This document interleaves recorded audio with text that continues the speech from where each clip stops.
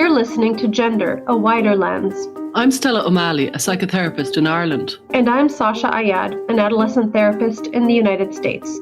Since 2016, my practice has been exclusively dedicated to gender questioning teens and families impacted by gender dysphoria. I also work with gender questioning teenagers, and I facilitated support meetings for families and individuals who've been impacted by gender issues. We're curious about the concept of gender and how it's unfolding in the wider culture. Join us as we look at gender through a wider lens. Hi Stella, how are you doing today? I'm good. How are you, Sasha? I'm doing well. We have a very special guest on the program today. We are going to be speaking with Jessie Mannisto, who I met several years back. She has a really fascinating online magazine that talks about overexcitability and giftedness.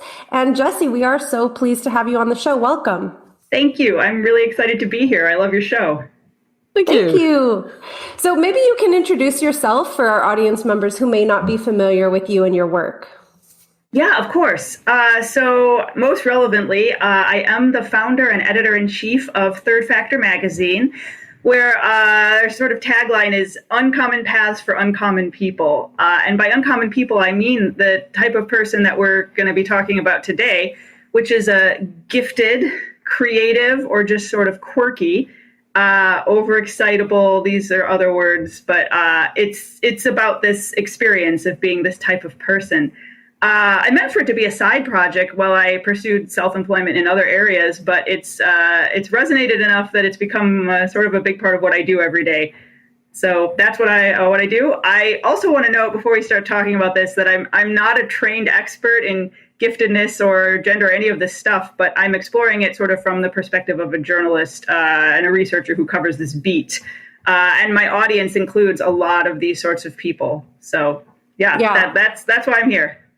And Jessie, I think you first came across my radar when somebody, perhaps it was a parent or another therapist, sent me an article that must have been from around 2016. Is that about right when you published that? I think it was a little later piece? than that. Okay. It came out in early 2019, though it feels like longer ago than that.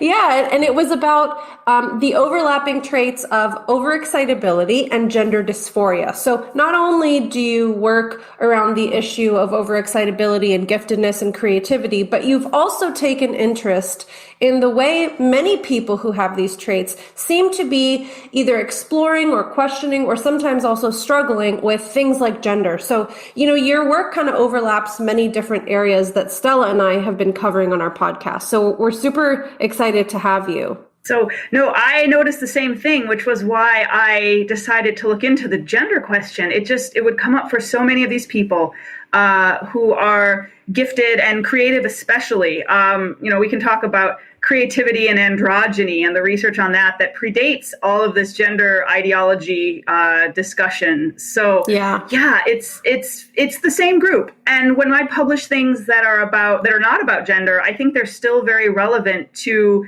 gender questioning teenagers, even though they're not, or gender questioning people of all ages, even when they're not about gender per se, which is why we have an issue coming out, our August issue, which should be out around the time this goes live. We'll finally be talking specifically about gender in an issue, but the stuff that comes after that, I hope anyone who comes to us questioning about that will find the other content relevant as well, because it's just about this experience of being a really intense outlier and trying to figure out where you fit. So then what do you mean when you say gifted or intense? Like maybe you can start by helping us kind of have a definition here. Yeah, that's a great place to start, because giftedness is one of those words, right? We all kind of hate that word. I would like to not use it, but we have to use the terms that people Google and that lead them here. And that's one of them, because it's, on one level, you all know what it means to be gifted. You've talked about it on your podcast before. It's those kids who are really bright, really quick at learning, usually do well in school, though not always. Sometimes they're really bored in school. Scoring high on standardized tests and IQ tests, that kind of thing, right? So sure, that's who we're talking about. But there's more to it than that. It's not just about smart, right? It's about, so at Third Factor, we try to use other words too to get at this. we have a Spanish mirror that just launched, and it's interesting to see what terms they use too, and how Google Translate renders them, because I don't speak Spanish. But one of them used the term complex capacity, or at least that's what the translator gave me. So these are people with a complex capacity.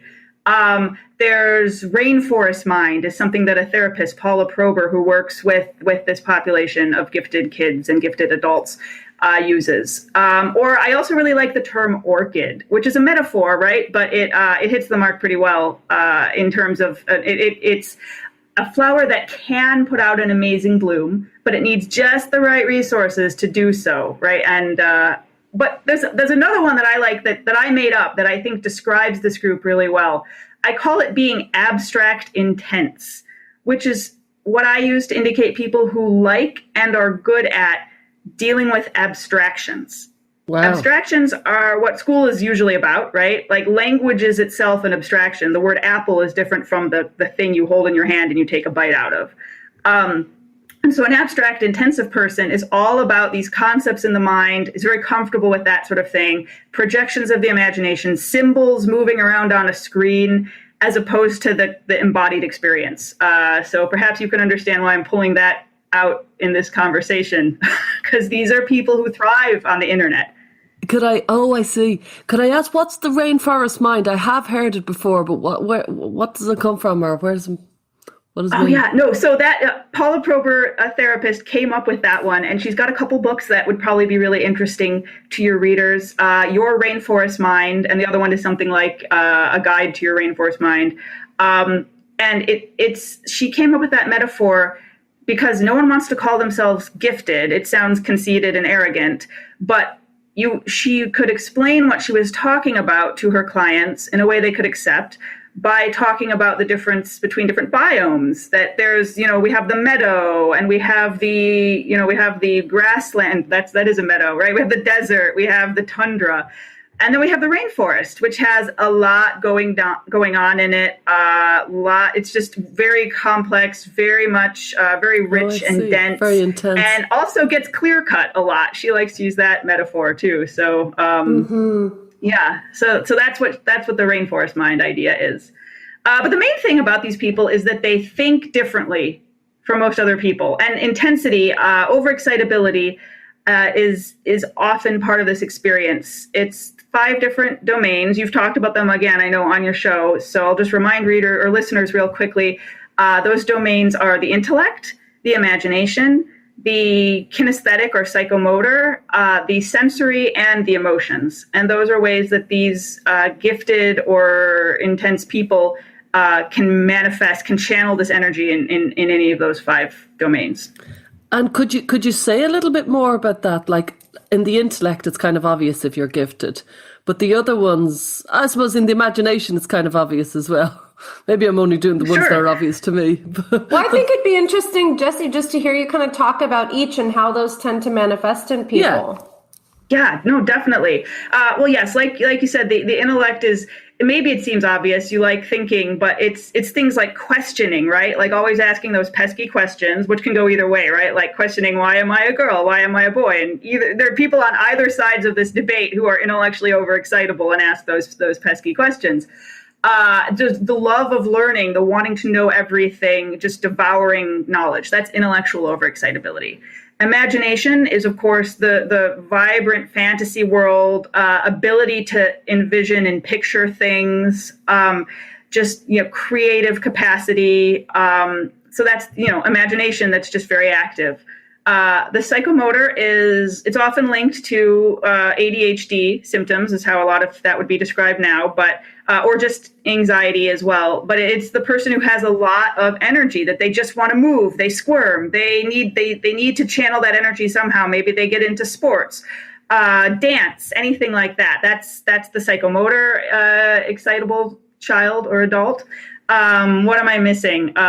We did sensory. Yeah, sensory. Okay, so that's It can be the sort of hypersensitivity to smells and tastes and textures that you often hear linked to autism spectrum disorders, but it could also be something just like aesthetic appreciation, being deeply moved by a sunset or beautiful music or that sort of thing. So there's more to it than just the fussiness about textures and so on. And then I've also heard with the sensory that it could be like a really strong drive to seek physical pleasure as well. I mean, we tend to think about being sensitive to texture and clothing in a way that is an aversion, but I've also heard that sensory excitability can lead to like a seeking out of constant stimulation. Yes, that's absolutely true. That is one of the more positive ways that it can manifest, right? You love your soft, fuzzy blanket. You love the beautiful artwork. You're moved by things that come in through the five senses, right? And I love that you raised that because it can apply to all of these overexcitabilities. All of them have a way of being annoying and alienating people, but all of them have a positive manifestation as well. And if you're a healthy person who has these intensities, you manage to control it and inhibit the negative parts and channel it toward the good ones that bring you joy. That's where you're trying to get to. And the last one is the emotions, right? So, and that's maybe the most difficult one of all, because you have big feelings, and that's the thing you have to learn to manage, and not to bother other people with your big feelings. But it's the heightened, intense feelings, complex emotions, where you feel many things at one time. A lot of people in the third factor orbit talk about that they just feel too many things. There's the identifying with other people's feelings, and then you get into the somatic responses to feelings. You feel it in your body. The negative aspects of this include things like perfectionism, responses to other people describe as overreacting. You can be melodramatic if you haven't learned to manage this, but you also might learn to swallow these big feelings. You learn quickly as a child that this is not a way that people react well to when you have big feelings. So I think you've mentioned on your show before that a lot of these gender dysphoric kids are actually very compliant. So that doesn't necessarily mean they're not having big feelings. And that could be a defense against their own big feelings that are inside of them. Could I ask, you're saying it's overexcitability and gifted. Are you kind of saying one is the other and or are you specifically interested in those two combos?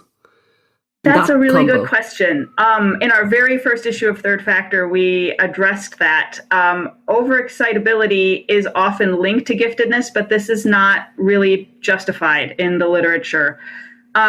They thought early on, I think this was maybe the late 80s, early 90s, roughly thereabouts, they were trying to look for ways they could test for giftedness differently than IQ tests. And they tried to use overexcitability for that. But the only overexcitability that really strictly correlates with giftedness, with what they're calling giftedness, because that's an abstraction too, like what does giftedness even mean? We get to decide that. But intellectual achievement-oriented giftedness correlates with intellectual overexcitability. And the others are things you see often in gifted classrooms. It's worth mentioning it to parents of gifted children, but it's not a reliable way to define those kids that they wanted to pull out for those classrooms. So there's a lot of overlap of these two circles, but they're not synonyms. Interesting. So you also have mentioned in the past something called the Hedgehog Dilemma related to overexcitability. Can you explain what that is? What's the Hedgehog Dilemma? Yeah, no, that's great. A very important concept related, I think, this is a connection I made, but I think it's useful for emotionally overexcitable people. The Hedgehog's Dilemma, it was originally from Schopenhauer in an essay that he wrote in like the mid-1800s. He was comparing the human social experience to that of being a hedgehog trying to huddle together for warmth. And they're cold, so they want each other's body warmth, so they pull together, but then they poke each other. And so they have to manage between these two stresses of being too close, you'll hurt each other, but too far away and you'll freeze. And that's, I actually copied this part out, that the need for society springs from the emptiness and monotony of men's lives drives them together, but their many unpleasant and repulsive qualities and insufferable drawbacks once more drive them apart. The mean distance which they finally discover and which enables them to endure being together is politeness and good manners. Whoever does not keep to this is told in England to keep his distance. I think not just in England, but that's the passage that Nice. I copied out. And I think, it is the human experience. It's not just emotionally overexcitable people who experience this. But if you are more sensitive, that's another term, right? The highly sensitive person that comes up a lot for this, HSPs. That's the phrase I would have. It's only overexcitability since I've started hanging out with all you Americans. Highly sensitive is the word that I would have. It was in my lexicon for this type of person.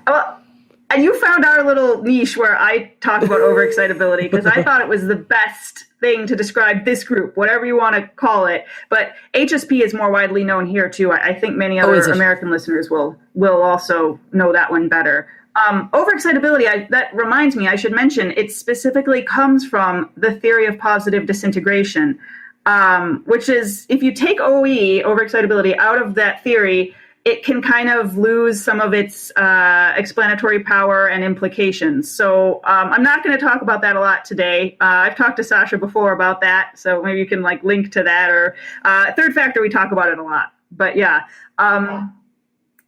So, but now I've forgotten where I was going with that. Well, we were talking about the Hedgehog's Dilemma. So it's I'm hearing it as almost this tension between closeness and almost a lack of boundaries, because inevitably when we are close with people, there are going to be things that are abrasive and annoying and frustrating about those people. But we also desperately need that closeness. So it's this kind of I'm almost thinking about how two magnets, if they're too close, they get stuck together. And if they're, there's a little bit of it's a perfect. Perfect distance. Yeah. Well, and this is why I pull out this story not to talk just about the human experience, which of course it represents, but about the experience of these outliers, these intense, abstract, in their heads, deep feeling people who are common in gifted classrooms, if not everyone in a gifted classroom.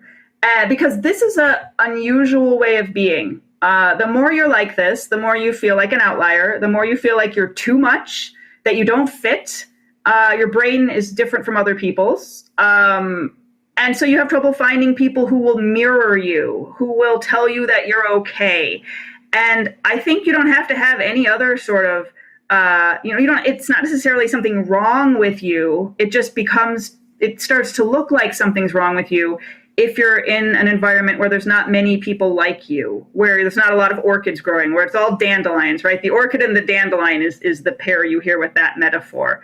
Why are you putting out this big showy bloom? No, trying to show off. Why don't you just do a normal little yellow puff? Yeah. And so, that's why I think that belonging is the biggest issue for this type of person. And if you're lucky, you're in a magnet school where there's all these other people who are like you. And my husband was in a magnet school and he told me he loved high school. And when we first started dating, I thought that's a bad sign. This probably is not going to work out because high school is awful and who would want to be back there? And then I realized he was in the magnet program and all his circle of friends, he's still close to his high school friends. They're all really weird. One of them has ADHD, but not the others don't have any of those diagnoses, but they are weird and quirky and intense. And it doesn't feel weird if you're surrounded by people like that. If everybody wants to read Plato, then it's not weird to read Plato, right? This must be an American thing. What's a magnet school? It's where they magnet, again with a magnet metaphor, it's pulling all the gifted kids into one school, by the power of the magnet. So they're all together in one program. They get bussed in from far away. So that's a magnet school. From what age? Oh, it depends on the school district. For my husband, he was in one magnet in middle school and then another in high school. For me, my district had a magnet for elementary school only, and so after that, you were out of that into regular schooling. So yeah, it depends And for a lot. our UK and Irish listeners in other parts of the world, elementary school goes up to like about age 10, I would say. And then middle school is around age 11 to 13 or 14. And then high school is grade 9, which is around 14 and up. Does that seem about right, Jessie? Yeah, absolutely. Yeah, okay. You see, I'm very conflicted because one part of me thinks, yes, you're right. They're lonely. They need other orchids so that they can discuss Plato. You're right. I get it.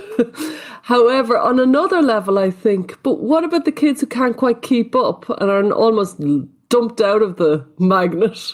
And do you follow me? What about the kids who aren't as clever as the other kids in the magnet? And I've just tossed into all sorts of what ifs with that because it seems so young. So I don't know what I think about this. It's all relative, isn't it, compared to the other kids you're around, which is kind of the trick here, whether you fit or don't fit. I don't know, like you hear people talk about gifted and then highly and profoundly gifted, and the profoundly gifted kids they feel out of place with just the regular gifted kids. And that can get a little like, okay, like maybe we're taking this too far. I understand that response. I think Stella, your comment makes me think that, something I also like to remind people who read Third Factor, and we've published articles to this effect, that yeah, you're different. Maybe you feel weird. We're going to mirror you for the reasons you feel weird, but maybe you're also like other people more than you think. Mm-hmm. That's also really important.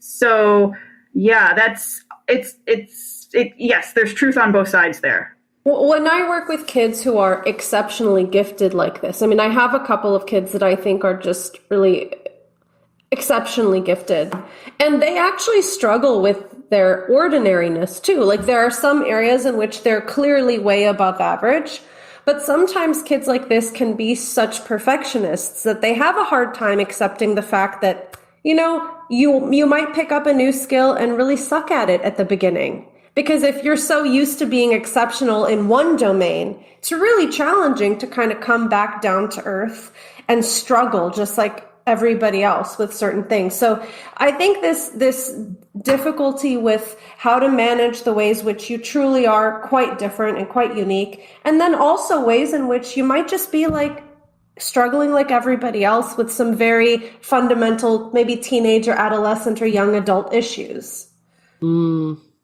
Completely. And I think like sometimes I see these kids and adults, I keep saying and adults because it continues, but they diagnose themselves with something like autism because they just say like, oh yeah, no, I really struggle socially. And then I say to some of them, well, I think it's really common to struggle socially in the way you're describing. Like everyone else didn't have this figured out. They have also embarrassing memories where they made social faux pas. Like you're not going to be perfect at everything right when you start, but perfectionism is a huge part of this.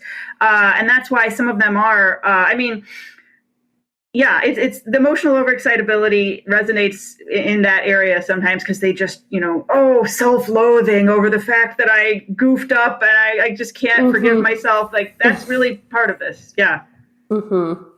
So, I think that comes back to the Hedgehog's Dilemma, where they get more hurt by being pricked by other people's quills, and they hate themselves for pricking other people, right? That just that they can't take it. And so that's why I think that metaphor, though it represents everybody, fits this group in particular. It does. And I don't say it with any judgment, and I kind of identify with a lot of it, but these people are very hard work.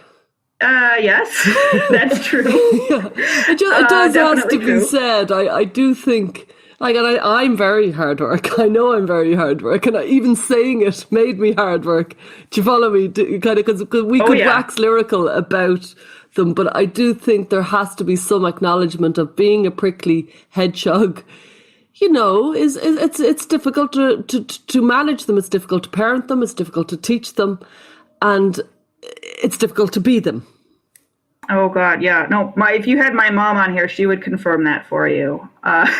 Very difficult children, my sister and me. So yeah, and some of this, I think, some of the rules that we're putting up around that gender ideology movement puts up about how you have to talk about different genders, all the different ones, gender fluid, all these things, and the way we conceive of them almost seem to me to be an attempt to negotiate that. Like, all right, I know that I'm different and maybe I'm even difficult, but here are the rules. Like that was part of the Hedgehog's Dilemma, right?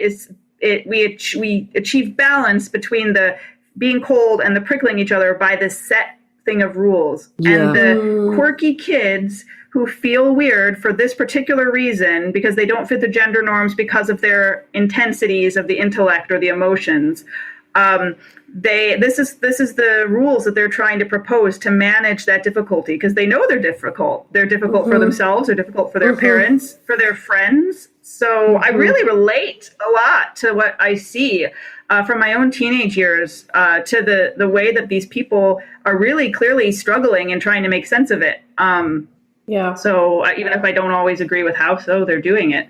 Well, this is speaking of rules. I mean, there's also this set of I don't know if these are rules exactly, but there's a set of explanations for why people feel different and why they're struggling with these things. And those are diagnoses. And a lot of adults reach out to me talking about, just the way social media culture has impacted adolescent mental health. And people say, why do all these kids have all their diagnoses in their bio? Like, why is everyone putting their mental health disorders, quote unquote, in their bio? And I noticed that a lot of young people do seem to, and adults too, like kind of bond over what we have in the past considered like their pathology. So what do you think about that? Yeah, I think a lot of kids are doing this because, first of all, they don't have any confidence because they don't have others who are like them, again, who have mirrored them and told them it's okay to be a weird blooming orchid in a field of dandelions or to see other orchids. And so they think something is wrong with them. They just feel like, okay, something's wrong with me is a very common human experience. But people who go online and search for reasons that something is wrong with them, you find diagnoses. I mean, we do this with health too, right? Like, I have Dr. a funny Google. Feeling in my head. Oh, maybe I have an aneurysm, right? And then you're freaked out. And so we all do it, even if we're not doing it about why we feel personally weird. But what that activity allows is to find the other people who mirror their pain, right? And so they are bonding over this defect, this perceived defect, and then they look for language to describe it. And especially since we're depathologizing mental health, which I agree with that, but we also want to be clear about what the struggles are. So when it's just, people come in and say, oh, is emotional overexcitability the same as borderline personality disorder? Well, no. Borderline, I researched that because people asked me that, and I read some things I'm like, oh, that is not what I'm talking about. That's a very serious challenge versus just feeling like, oh, I have big feelings and I'm going to learn to manage them and I have the ability to learn to manage them, right? Those are two very different things, but flattened into a Google search, they look similar. But then if you want to be the one who can improve, who realizes that this is a social skill deficit, I don't have a disability, I just haven't practiced this yet because I haven't found people who want to share my interests. So one person in a friendship says, all right, I am going to grow and I'm going to heal and maybe I'll change some things about myself. Then you're leaving behind the people who identified with your struggles and your pathology. And if you say, oh, I guess I thought I was autistic, I thought I was borderline, but I realized what those things really mean and they don't describe me and I'm going to change some of my behaviors, that's going to be a tough thing for that relationship formed over shared struggles. And it's not how people make friendships in person, right? We get more of a view of the whole person versus what we search and what we describe ourselves on in a forum.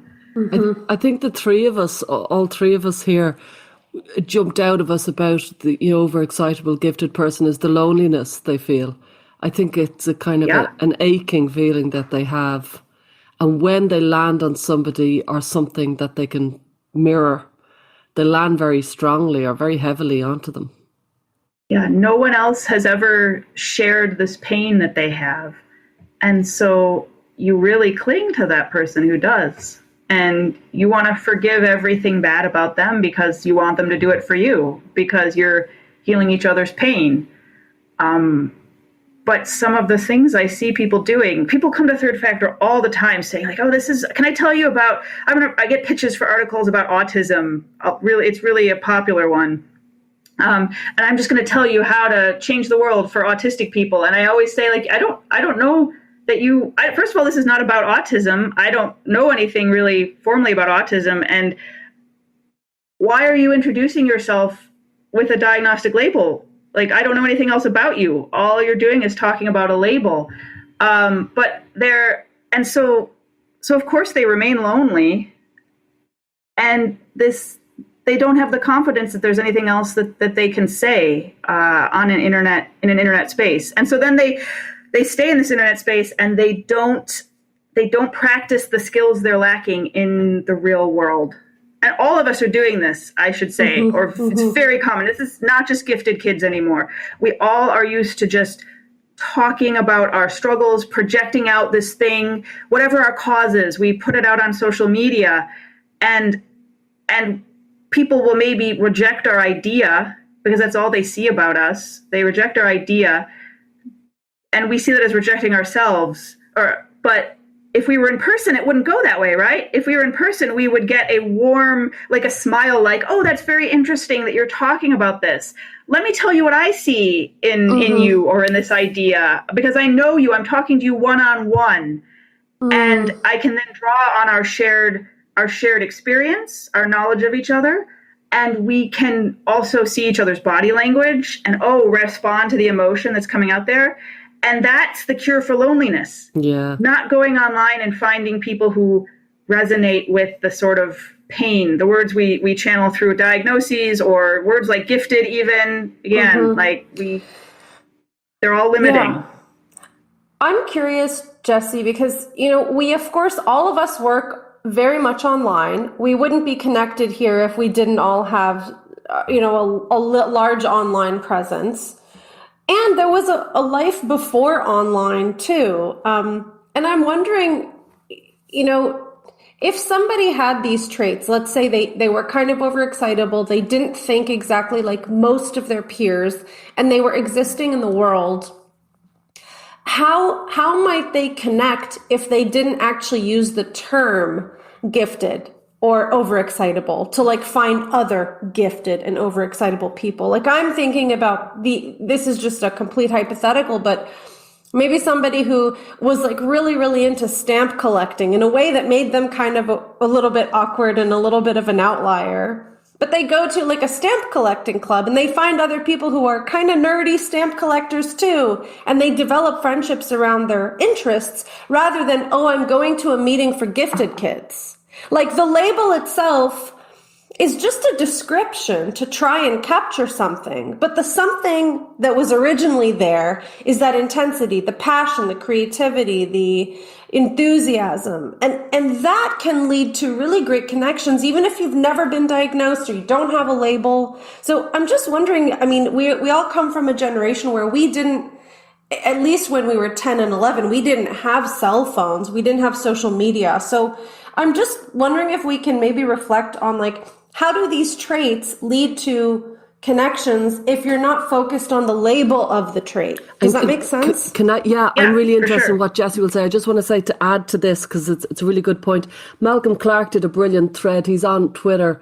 He's a gay man, and he did a brilliant thread about, well, really, these gay straight alliance or these gay lesbian clubs and schools, they shouldn't be, that shouldn't be the focus. The focus should be the shared interests, or it's too kind of introspective, and it's too navel gazing, and it's too self-conscious and self-absorbed to make it all about that. And I thought, that's a very good point. It certainly gave me pause for thought. Anyway, off you go, Jessie. You tell us. Oh, it's a great question. And it's something I've really thought a lot about with Third Factor, because I thought, like, first of all, okay, what are my Google AdWords going to be that I want people to search for to find the content? But it also was originally sort of trying to trying to replicate what I was just describing as the in-person connection, maybe not over something as narrow as a shared interest. Thinking back to, okay, the magnet program, and when I was in the gifted program, that was when I most felt like I belonged, because I'm told I definitely have been told, oh yeah, the way you're thinking is different, and like, don't intimidate people, and you're asking too many questions, just like roll with things, don't annoy people. And so I kind of wanted to talk about that, but it's not good for, as adults, hopefully you sort yourself just naturally by your career choice into a place where those people are going to be around, and you have some sort of shared endeavor. I more and more have come to think the importance of doing something together, ideally creating something or maintaining something that's of value. Doing something together is just essential. It's not enough to come together and be like, are you gifted? I'm gifted. Like, there's not anything to share over that, really. Once you've gotten over the fact that it's okay to be you, you just have to know that the way you are is okay, and there are other people like you, even if it's a little bit uncommon. And I really think, we haven't talked a lot about gender stuff here, which is the theme of your podcast, but this is a thing that, for intellectual women, there are a lot of challenges that go with being an intellectual woman, even in our, 21st century society. And the same goes for sensitive men. Those things are still problems and still outside of the norm. And so once you've acknowledged that it's okay to be outside the norm, then you need to let go of the diagnosis, the label, whatever it is, because that's just going to get in the way. It reminds me of I remember Andrew Solomon. He's a great writer, and he wrote The Noonday Demon, which is a brilliant book about depression. But he did a great TED talk, and he said, this search for meaning, it's too blank, it's too vague, it's too kind of wide. And he said the same search for happiness. And his point was you had to forge meaning. And you know what I mean? You had to forge meaning out of the life you have. You have to kind of forge a purpose, forge meaning out of your life. And I thought, now that's a really good challenge. As in, you make meaning out of your life. Don't go searching for meaning. Absolutely. Because you're just all over the place. It's the very same as this. If you just meet, here we are, gifted together. It's too wide and it's too vague. And so I wonder, is the gender, they're forging meaning. They're trying to look for purpose and meaning. To me, it could be. Yeah, it does. I mean, there's been things said about social justice as filling this role of a religion, of a cause, a thing to belong for. And you have to tie that to certainly emotional overexcitability. Say that again? It's certainly very pious. Social justice. It really is.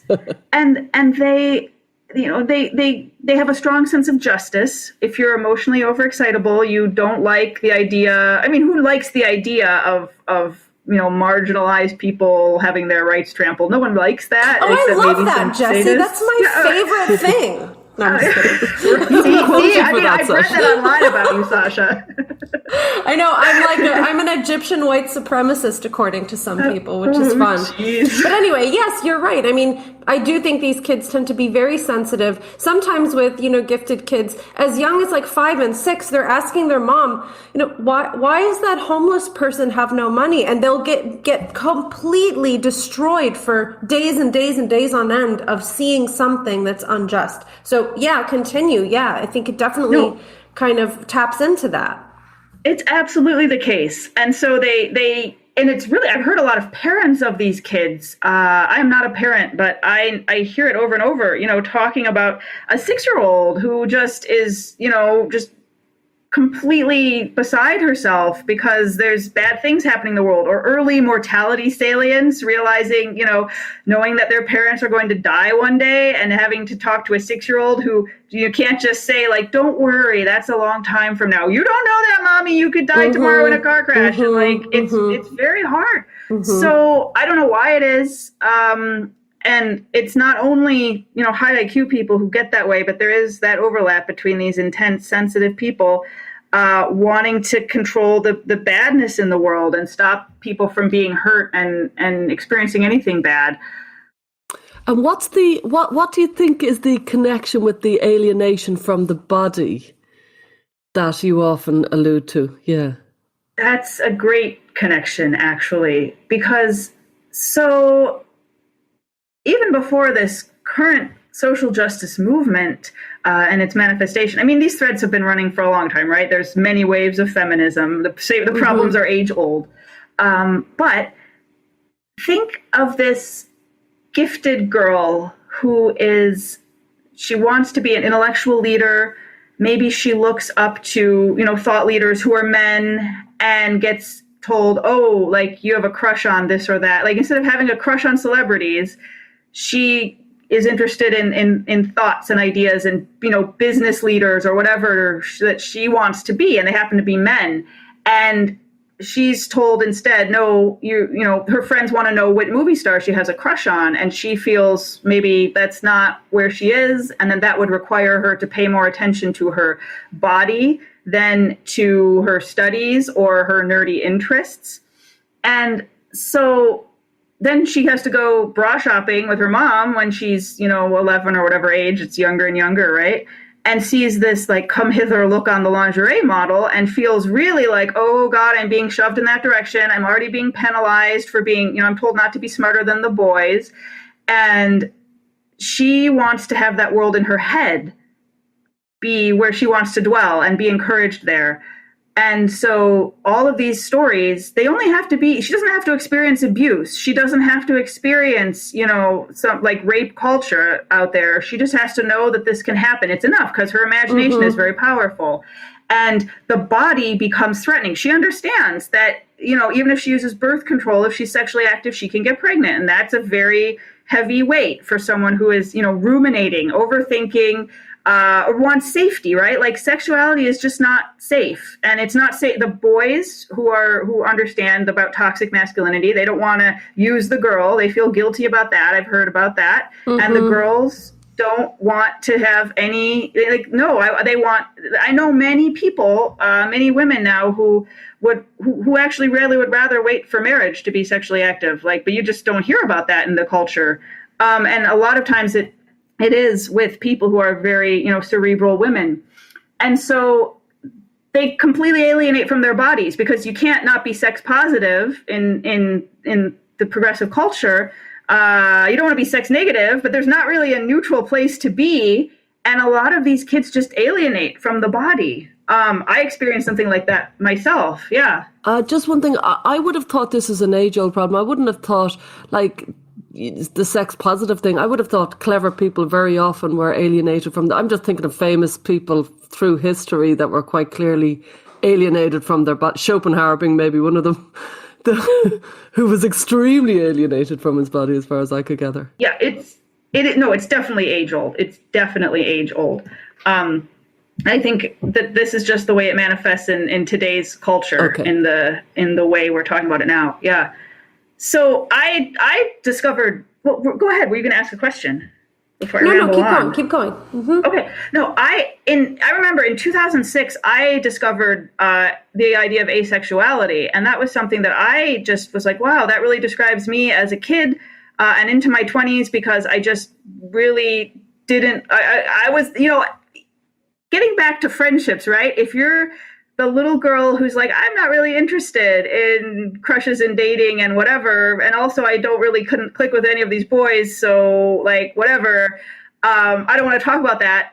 And then so you don't have a crush, and then you go to your sleepover party with your friends and they want to play truth or dare, and they say, well, you have to say which boy you like. You're like, the truth is that I don't have a crush. And they're like, well, you're not telling me what boy you like. You must not trust me. You must not be my friend. So this ends up putting a strain on the friendship. But yeah, I think it's age old, and I'm just describing one experience. I know other people who are more precocious that way feel their own forms of alienation. This is the one that alienates from the body, which was the question that you were asking. Some people alienate for different reasons from their groups.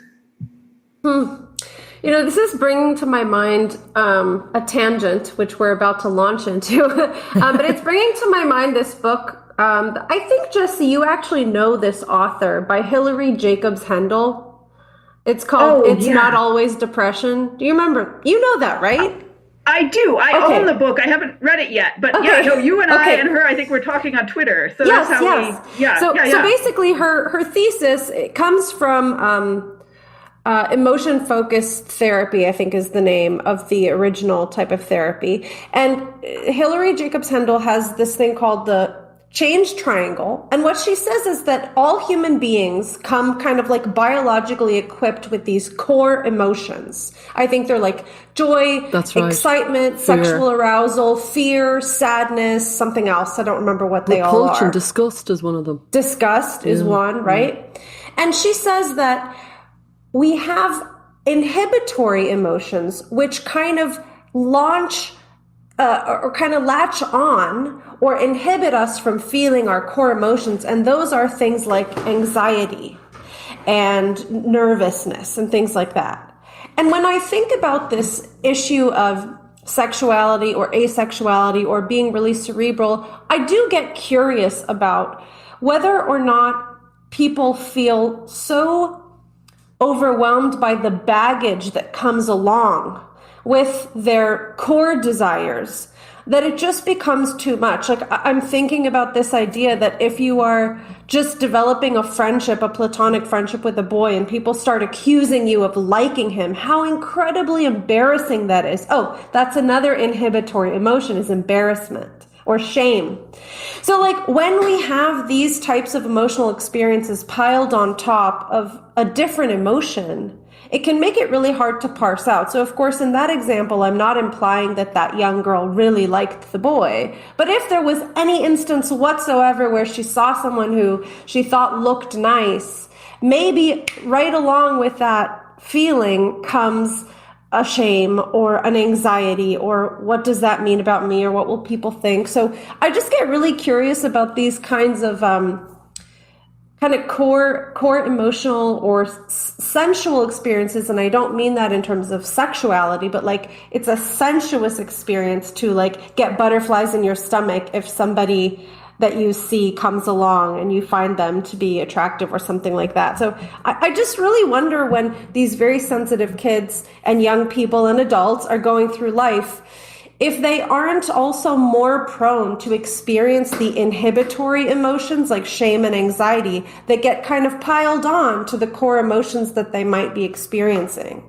I think that has to go with this, you're more sensitive to being prickled by the quills of the hedgehog. That's what we're talking about again, right? And yeah, no, I from what I've read of Hilary Jacobs Hendel, that it's got to be such a useful tool, the change triangle, and exploring these inhibitory emotions and the complexity of feeling when you have had to fight, when you have been that girl or boy. We have a writer for Third Factor who has the same problem. He talks about like he's a sensitive guy and he has these female friendships and he gets accused of fancying the girl in question, and it always complicates things.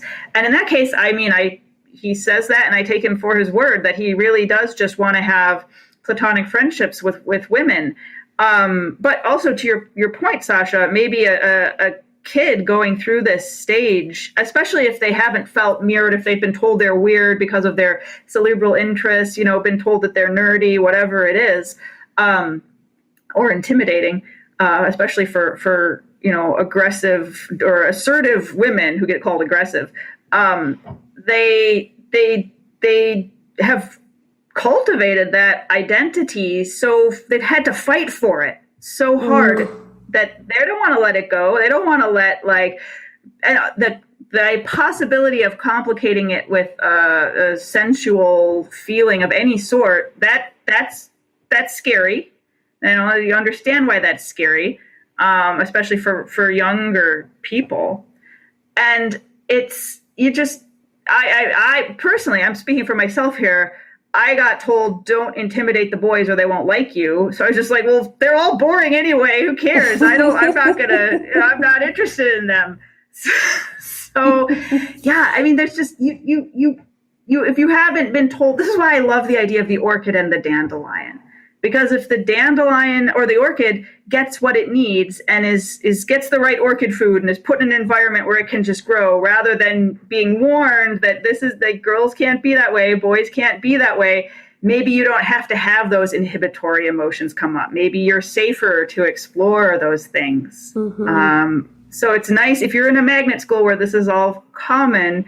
It sounds from my anecdotal reports, again, because that's what we do at Third Factor, we get anecdotal stories. But those people seem to have had a better adolescence. Now, on the other hand, it's harder when they come out into the real world, and not everyone is like them. You have to face that reality at some point. That's interesting. I think from what I hear, some schools like this now also, because all teenagers, regardless of whether they have these gifted traits or not, they're all prone to adolescent tasks of development, and kids tend to be kind of cliquey sometimes and create in-groups and out-groups and judge one another. And my understanding is that some of these schools with all these gifted social justice-oriented kids can kind of impose a different type of social order on one another, which is that you have to stand for certain political ideas and you have to be a kind of revolutionary kid in this or that way. So I think every child is kind of prone to falling into that set of dynamics, right? I wonder if it's different now for some of the girls that you're talking about, if there's like a different set of standards of what it means to be like a liberated 15-year-old these days compared to when I was growing up or when we were growing up. Yeah, the way that I first came into contact with that, actually, it's a little older than you're saying, than 15 years old. And I'm told that this changes very quickly. Like what I learned 2 years ago talking about teenagers is different now, like, right? The way that this unfolds. That's what youth culture does. So this is dated by a few years, but I was actually a member of the Democratic Socialists of America myself a few years ago, which is very woke stuff. It wasn't when I joined it. I'm really interested in economics. I come from a Rust Belt. I'm from Detroit. So that stuff always just really interested me. And I wanted to kind of figure out a way to work on things like that, even not outside a job, just like it interested me.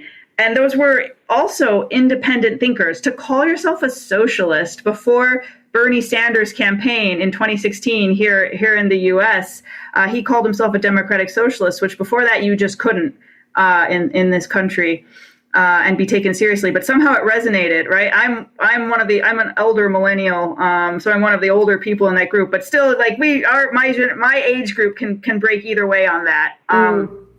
But it was amazing that I got a hint of this youth culture when the day Trump was elected. That organization changed dramatically. You could see people joining as more and more states fell for Trump that night of the election. And they were all really young people. It went from 60s boomer old radicals who thought I was this cute little kid because I lost a tooth the day the Berlin Wall came down to people who were like, you were alive when the Berlin Wall came down? Like, you must be ancient. So, and those kids really were, we were all calling ourselves socialists, right? We were all of the progressive left, but they did not seem to see themselves as outsiders, as defensive about being socialists. This just seemed how you were supposed to be. And even if their classmates were not all on board with them, they totally got it. It was like a new clique or something, and it's become part of the culture. And so, yeah, I think that it's interesting because the internet is a huge part of our lives now in a way it wasn't even for those of us who were online as teens in the 90s. That was still a place where nerds and weird people could hide out and you could escape. But now it's so dominant in all of our culture, youth culture and everyone's culture. And so that gives the cerebral, abstract, intensive types more power to exercise their emotional sensitivities and to push these causes of justice that before they just had to have their little table in the cafeteria and be like, vote for Bernie Sanders, fight for, this or that liberation. And people are like, yeah, fine. But they can find each other now. And so that changes the experience of being one of these very sensitive, very cerebral kids. I do think that they are still out there. They still feel weird. I have in the issue of Third Factor that's coming out, our August issue, there is a detransitioned woman who talked about finding this stuff online. She she's very highly gifted intellectually. She's a lesbian, and she did feel lost. She didn't feel many of the things I was describing in my story, she related to, the idea of, I'm not allowed to be that way as a woman. I have to care about my appearance, all of that stuff. And she didn't know that she could be otherwise, but she did find the internet. She did find the queer community online, and that helped. That on one level it helped, but it also had a party line. And so if you're a questioner, right, you still run into this intellectual overexcitability. You still get in trouble. That's why I figured it was worth founding a magazine on the internet about this topic, because whatever is in vogue in our beliefs and our values, questioning is never going to be in vogue. That can't hold together as a culture. Those people are always going to be in trouble to some degree. You have to learn to function as a questioner. And I honestly think, I use the word gifted, but I should just rebrand and say, we're for questioners and troublemakers. But that sounds different too. How do you find this group, right? I like your rebranding. I'm not very good at branding. I like Thank it. you. I like Thank it. you. I think people do flinch. I know I flinch from giftedness and overexcitability. I think I see it as very American, and I just go, oh, that's just American labeling. They're obsessed with labeling over there, and it's coming over here, and I need to resist. That's how I respond you're so to that. Right, though. I completely agree. I used it at first because I thought that would help me get it shared in gifted groups and so on. It's marketing, but don't go for the marketing. Just say what you want to say and hope that it'll get shared. That's what I've learned. I should go with that. Gifted is such a problematic word. Problematic there, I'm using that word. I know it's going to make people cringe. David, how do we do this podcast without any words? That's the next, I'm questioning. Jessie, before we wrap up, well, Stella, I want to get to your question too, but I'd love to hear your thoughts on a topic that I'm often asked about by parents who have artistic, creative, young, teenage kids who are gender questioning, and then they discover this huge amount of anime that they are looking at, lots of gay anime and gender questioning anime. And I don't know if you have any thoughts on this, but what can you tell us, Jessie? Yeah. Okay. So I also am somewhat baffled by this, but I am baffled from the perspective of someone who studied Japanese in high school and lived in Japan, and all the people who go to Japan, it's a lot of people go because they like anime, and then they get there and they wonder why their homestay family, when they say they're otaku. Otaku in Japanese means, I am a social reject. I never leave the house. I don't get out much. That's what it means. But they've taken it in anime, fandom circles. It just means I'm an anime fan, and so you have some miscommunications over that. I thought they meant I'm a nerd. It's kind of softer over here. That's how In English, it's softer. Yeah. In English, it's softer. Not in Japanese. I am an outcast. Pleased to meet you. But in Japan, there's no way to say I'm odd, right? I tried to say another word for, I'm a little bit quirky, right? Quirky is such a positive word. In English, it's friendly, because American and Western culture is very friendly to being a little bit odd, not too odd, but a little bit odd. Not Japan. But that's because their culture is the whole collective. So they'd say, why would you? Yeah. It's like it's the nail that sticks out gets hammered down is a saying in Japanese. And so I even used it's kawarimono, if anyone speaks Japanese who's listening. And that and this Japanese guy who was in America because he was trying to escape Japan loved that I used that word, but he was just like, you don't want to call yourself kawarimono. I'm glad you did, but you don't want to call yourself that. What's the literal translation? Sorry, if we were to Google translate that word. That's a good question. It's almost means changeling, I think. It sounds incredibly like Quasimodo. Yeah, it does, by coincidence. But a thing that has changed, a slightly changed being, I think, is the literal translation. So anyway, it's weird because for us in the West, Japan, we see Anime is not mainstream in Japan either. It's a weird, but Japan has a different way of managing these sort of, the outliers. They just get managed differently in Japanese culture, and the cartoons resonate with Westerners who feel a little bit out of the norm as well. And maybe because of their intensities and because of the complex stories, like people who talk about anime positively, they find a lot of like legitimately good things to say about these storylines. But they get so immersed in it. And it becomes almost like my theory, this is a hypothesis. Your listeners could disagree with me. Tell me if you agree or disagree, because I could be wrong. But the best I can figure from having been in Japan with these people for several years, and also being in creative writing groups where, people really want to write fan fiction. And I always wanted to write my own stuff. I didn't want to get into fandom. But fandom is a place, and anime has fandom, where you can let that deep imagination run wild. If you've never had a place to channel it, fandom is like this really absorbent sponge that can just take all of your intensity, soak it up, allow you to be stimulated but safe at the same time, and to find other people who are like you, who will mirror you, and then you have a great time. Like, I'm not saying they're not having a great time. They clearly are. But you just see a lot of these people, which is part of why I developed a lifelong interest in this stuff that I'm calling overexcitability. I didn't have that word when I was living in Japan. When I learned it, I'm like, that's what it is. That's what you see when you go to Japan.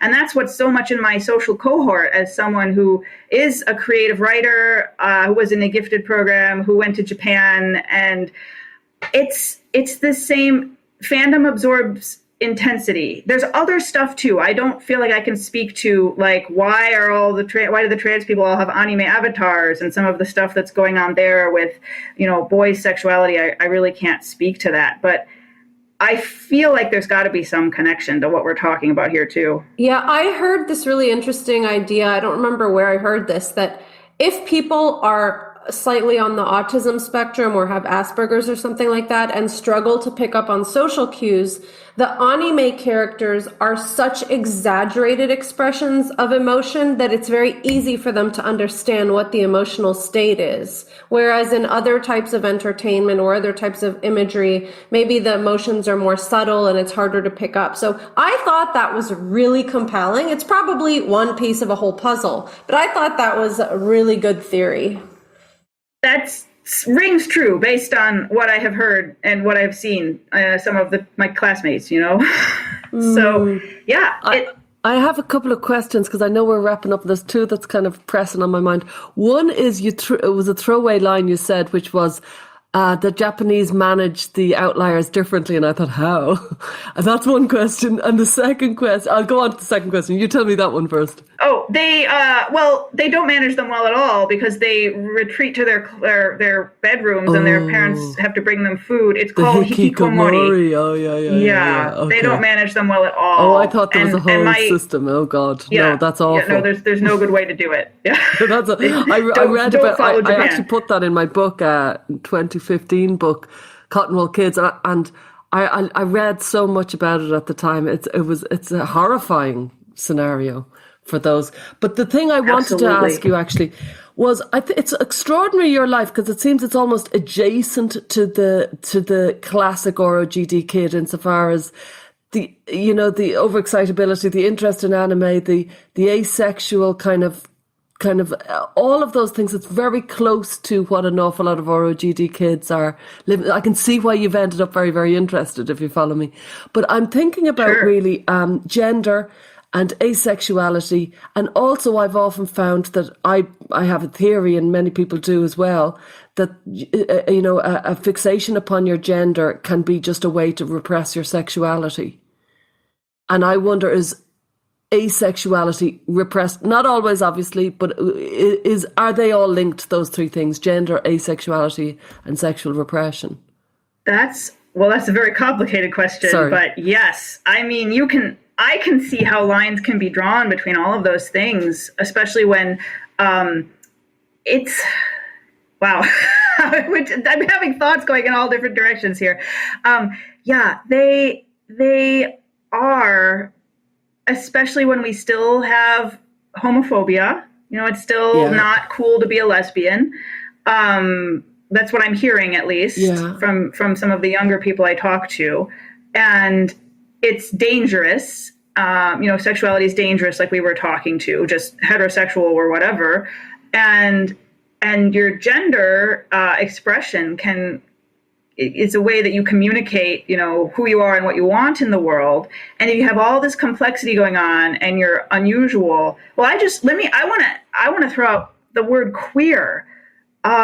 This word is coming up more and more and more. I've heard so many interesting things around the word queer lately, especially doing this gender issue. But I did the gender issue because I started hearing this stuff earlier.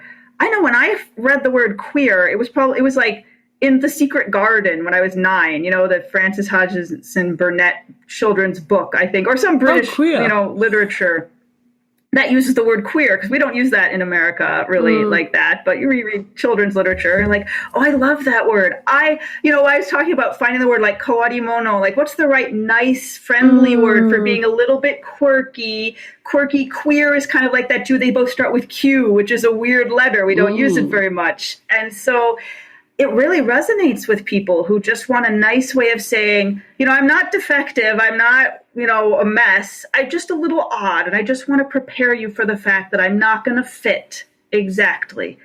And so and then you learn that queer is related to gay and lesbian and even a slur. So, for different generations see it differently, I know.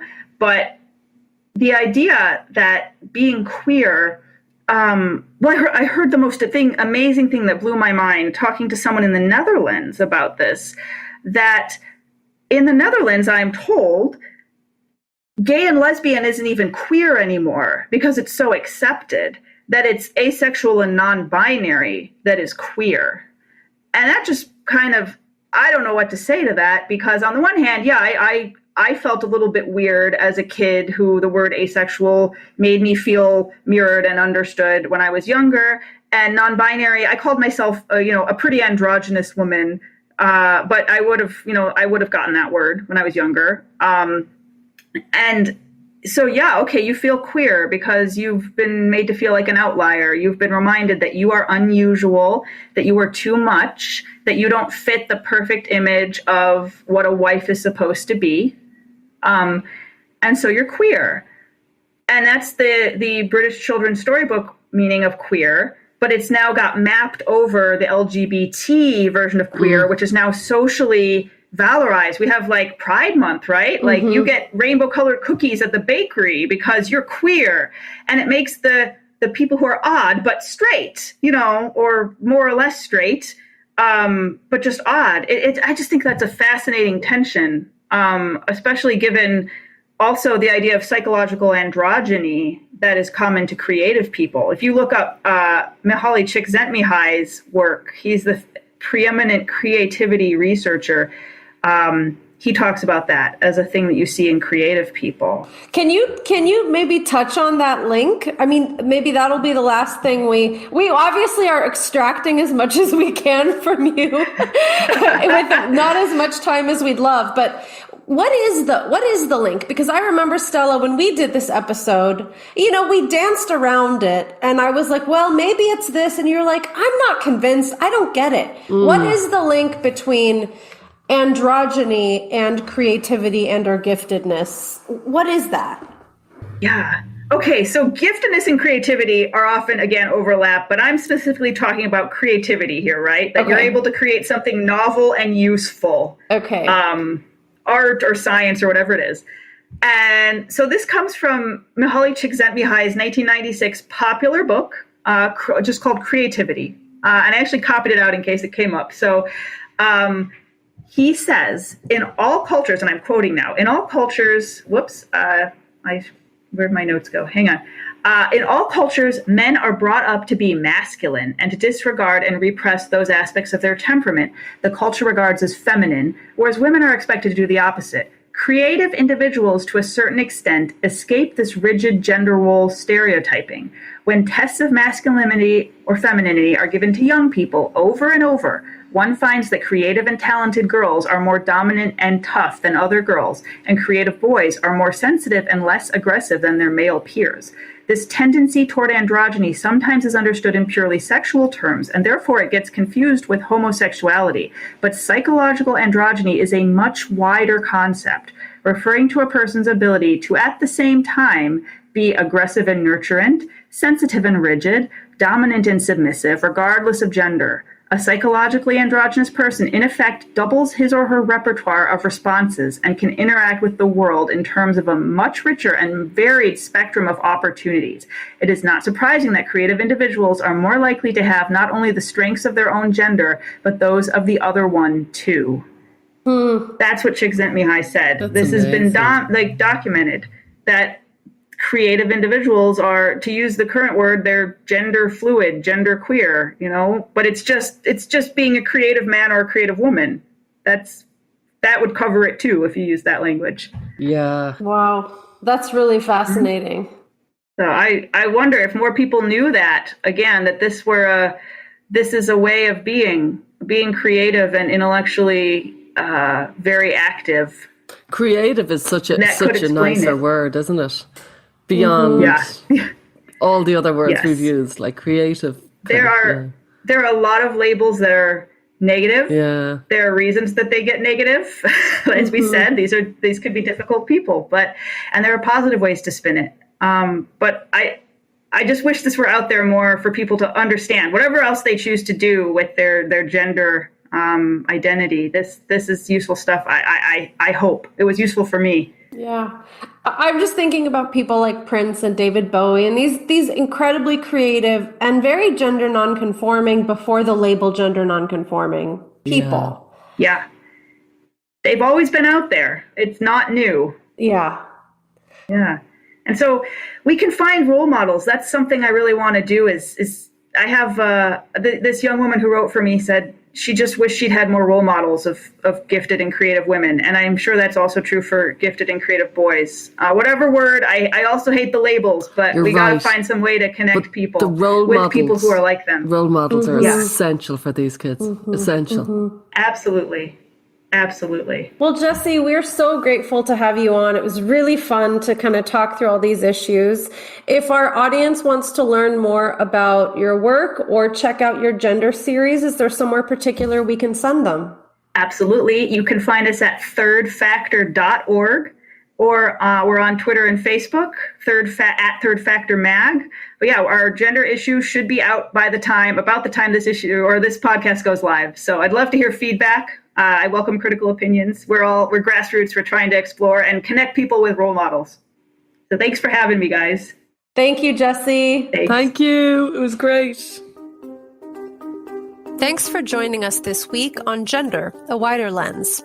This podcast is partially sponsored by RIME, Rethink Identity Medicine Ethics. RIME is a nonprofit organization dedicated to improving the long-term care for gender-variant individuals. Visit rethinkime.org to learn more. If you found value in our show, please review us on iTunes and subscribe so you never miss an episode. And you can follow us on Twitter, Facebook, or Instagram. Just go to our Linktree. That's linktr.ee/WiderLensPod. Our discussions are for educational purposes only and are not intended as a substitute for mental health services.